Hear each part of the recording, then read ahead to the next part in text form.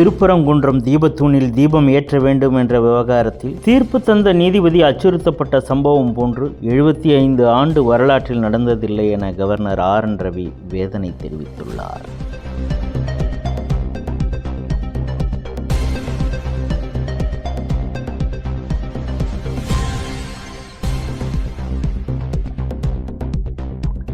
திமுக கோஷ்டி செய்த ஊழல் மோசடிகளை பல்லாயிரக்கணக்கான பக்கங்களில் ஒரு புத்தகமே வெளியிடலாம் என்று தமிழக பாஜக தலைவர் நயினார் நாகேந்திரன் தெரிவித்துள்ளார்.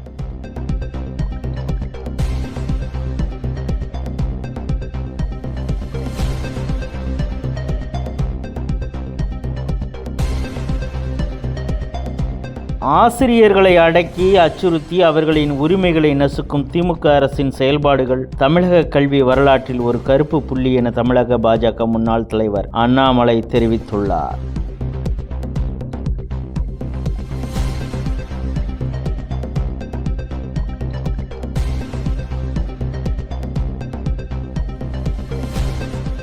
சம வேளைக்கு சம ஊதியம் என்ற ஒற்றை கோரிக்கையை வலியுறுத்தி கோவையில் இடைநிலை ஆசிரியர்கள் மேற்கொண்டு வரும் காத்திருப்பு போராட்டம் நீடித்து வருகிறது.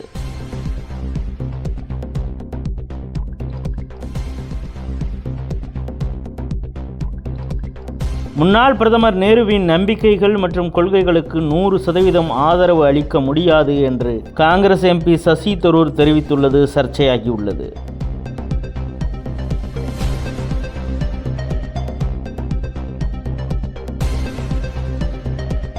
வேதாந்தா குழுமத்தின் நிறுவனர் அனில் அகர்வால் மகன் அக்னிவேஷ் மாரடைப்பால் உயிரிழந்ததை அடுத்து தான் சம்பாதித்த சொத்துக்களில் 75% மேலான சொத்துக்கள் மக்களுக்கான நலப்பணிகளுக்கு வழங்கப் போவதாக அறிவித்துள்ளார்.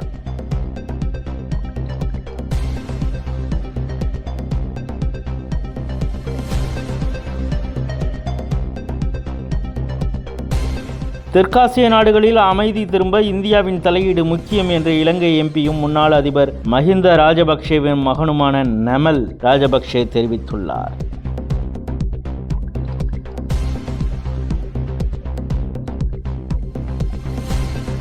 இந்தியாவுக்கு என தனித்துவமான AI மாதிரிகளை உருவாக்க வேண்டும் என பிரதமர் மோடி தெரிவித்துள்ளார்.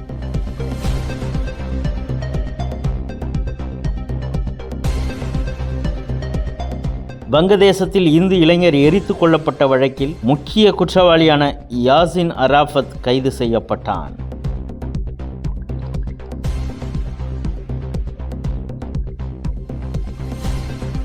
முதல்வராக இருந்து கொண்டு மம்தா விசாரணைக்கு இடையூறு செய்வதாகவும் பண மோசடி மற்றும் நிலக்கரி கடத்தலில் ஈடுபட்டவர்களை பாதுகாக்கிறார் என அமலாக்கத்துறை குற்றம் சாட்டியுள்ளது. அவருக்கு எதிராக கொல்கத்தா உயர்நீதிமன்றத்தில் அமலாக்கத்துறை தாக்கல் செய்த மனு மீதான விசாரணை இன்று நடைபெற உள்ளது.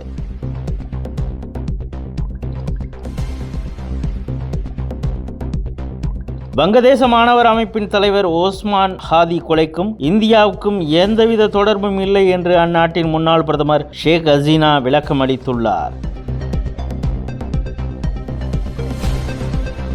66 சர்வதேச அமைப்புகளில் இருந்து விலகுவதாக அமெரிக்கா அறிவித்துள்ளது. இதில் 31 அமைப்புகள் ஐநாவின் துணை அமைப்புகள் ஆகும்.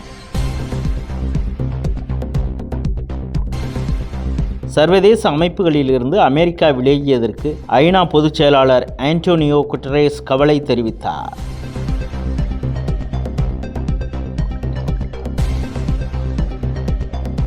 சர்வதேச கடல் சட்டத்தை மீறி தங்களுடைய எண்ணெய் டேங்கர் கப்பலை கைப்பற்றிய அமெரிக்காவுக்கு சொந்தமான கப்பல்களை மூழ்கடிப்போம் என்று ரஷ்யா கடும் எச்சரிக்கை விடுத்துள்ளது.